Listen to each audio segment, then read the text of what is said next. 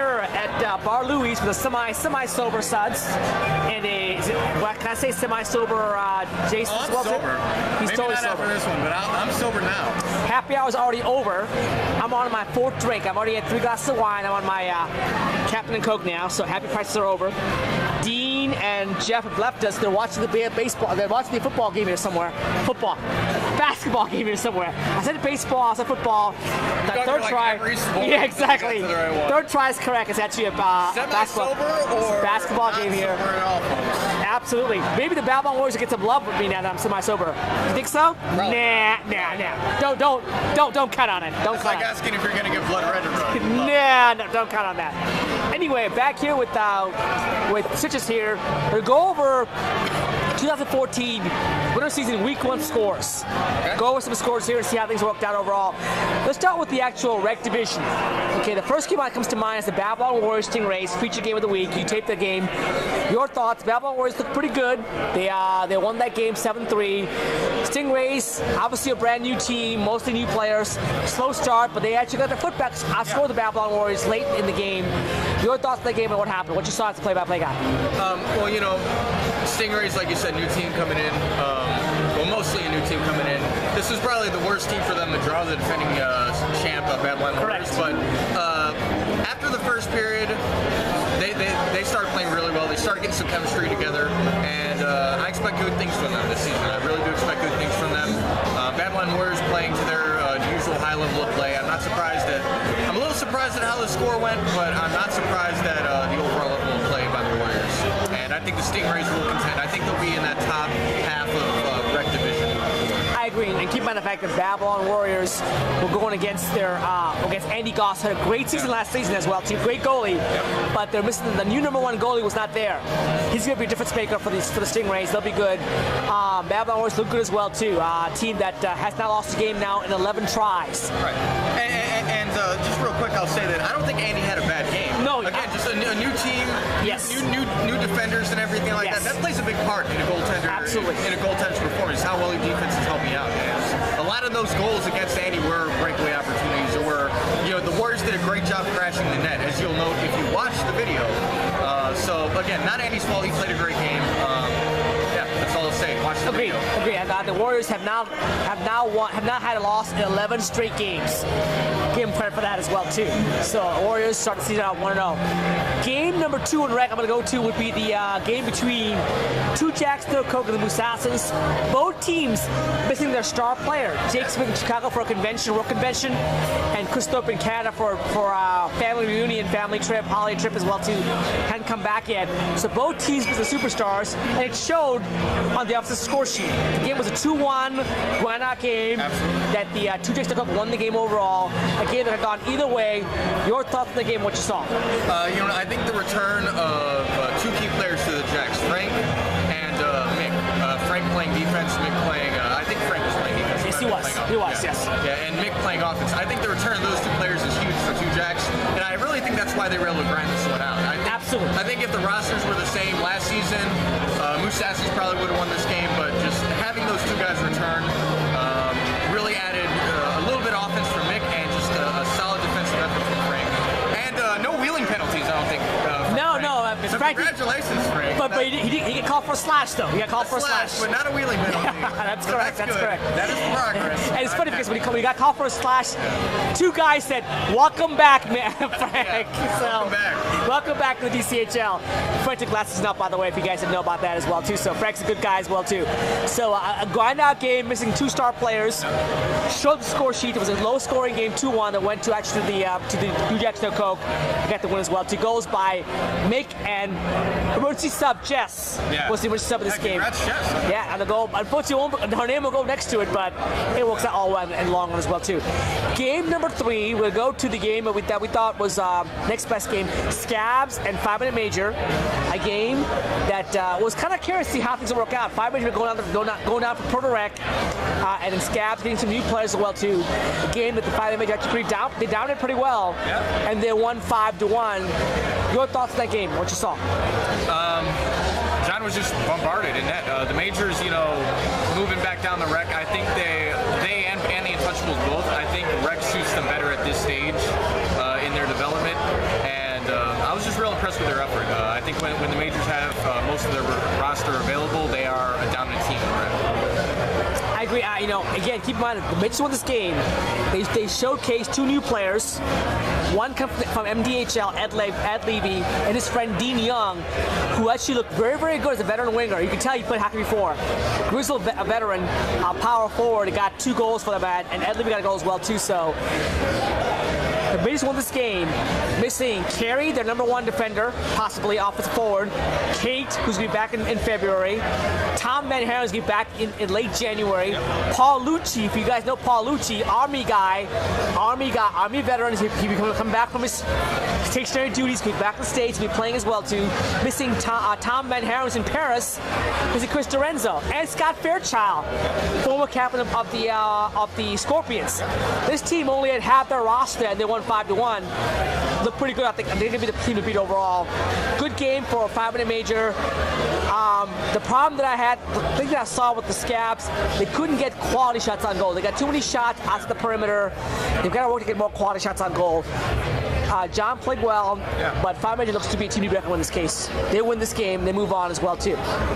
The next game, the fourth game we'll talk about, is the Greenback Boogies against the Street Sharks in a game that was pretty high scoring. Yeah, it was. And even though we have a new goalie waiting in the ring for Green Bay for this season, Jason got the call on nets as well. Good game. The game that you guys won 8-5. Your first regulation win in DCHL. How'd it feel? It felt great. I mean, I'm still smiling about it, honestly. Credit. Street Sharks are a tough team. I mean, last season, the regular season, we only lost them by 1 goal, and that was a late third period goal. So I always look forward to playing the Sharks because I think we match up very well with them. And I don't know, Andrew Kramer really took over the game. He's the Jake Ruby of rec, I feel. He is just the way he handles the puck and his shot is just fantastic all around. I mean, credit to my team. I think we played very solid defensively. I think the addition of Mike, Medina, and Jay on defense both really have solidified our only major weakness from last season was defense. I feel like that has improved substantially. And then once Joe joins us in week 2 in net, and I'll be playing out at forward, I think we're going to be one of the teams to beat. Of course, I have bias here, and I readily acknowledge that, but I think we're going to be one of the teams to beat. As commissioner, as someone who actually knows the roster, I think you guys are the dark horse to actually be a top 2 or top 3 team in rec. With Joe and nets, with Mike Medina now playing defense for you guys, with JJ as well too, you playing forward as a 2-way forward, you guys have more grit now, more D and solid back end. You got scores and Andrew Kramer, Seth Weiner, and Daniel Ruberg. Daniel Ruberg, of course. Yes, Daniel's very underrated in this league. Great quality guy as well too. His wife plays good D. Diane Leitner's a good player. Mara from the Funkmasters play great offense.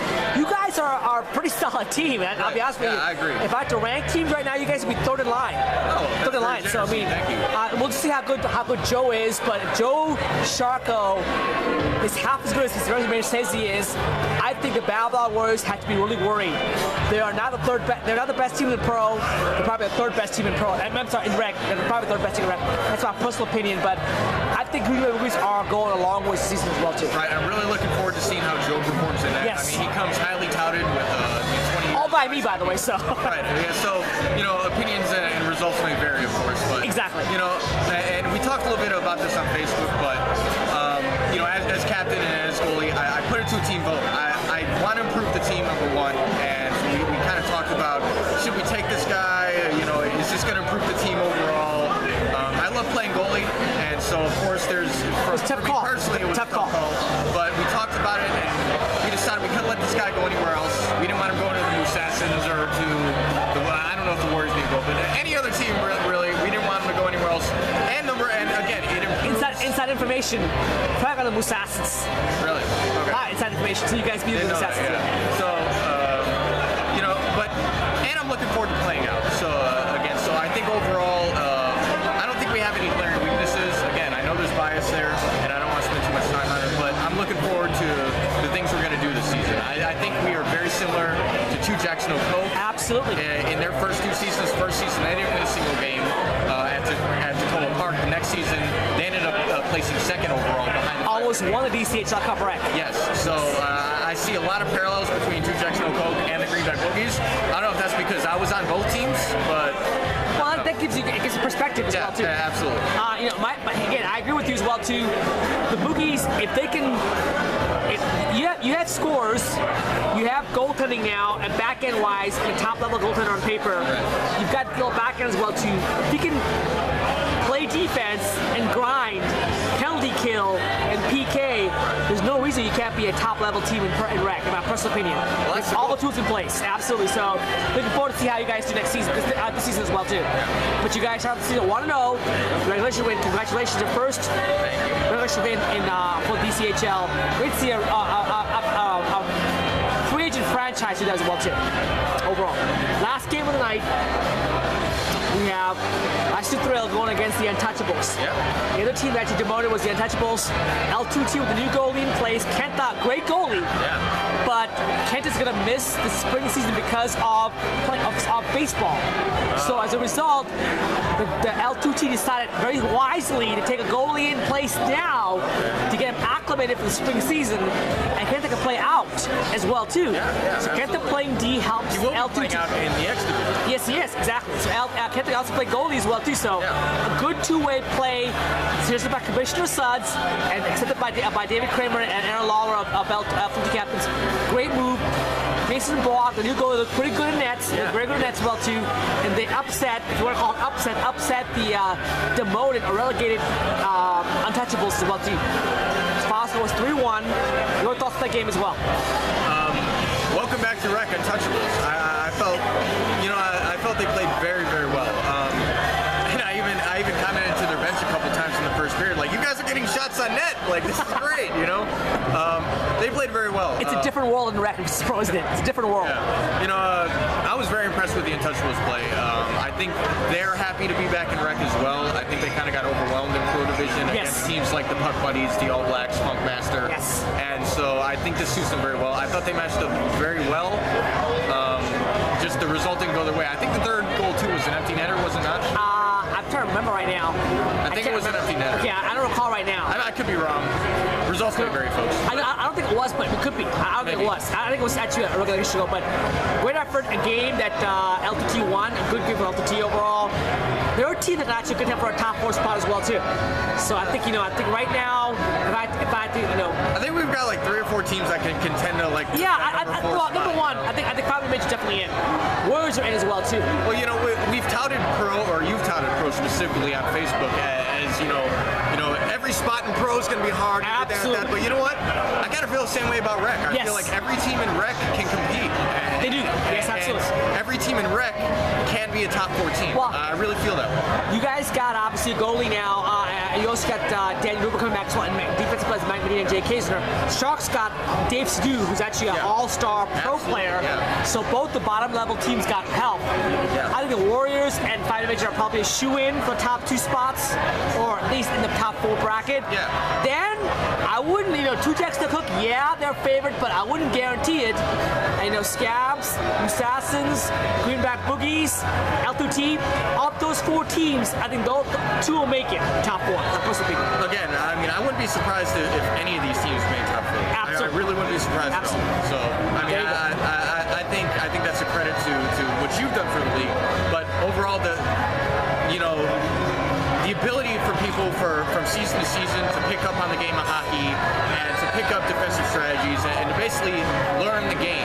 Absolutely. How the game should be played. Absolutely. And I think that's why that every division is so competitive. Pro, Rec, X division, every division is competitive. The IQ level, I call it the hockey IQ level of our league is pretty off the charts. Yeah. In Pro, Rec, and X as well too. All across the board as well too. Not just Pro, it's Rec and X as well too. Good point as well too. So there you go. 5 games from Rec Division. We're back in 2-2 with the X Division, and then of course we'll tackle the Pro Division as well too. We're back after one more sip of our beer and our empty Coke, Captain and Coke glass here. We're back momentarily 2-2 with that very shortly.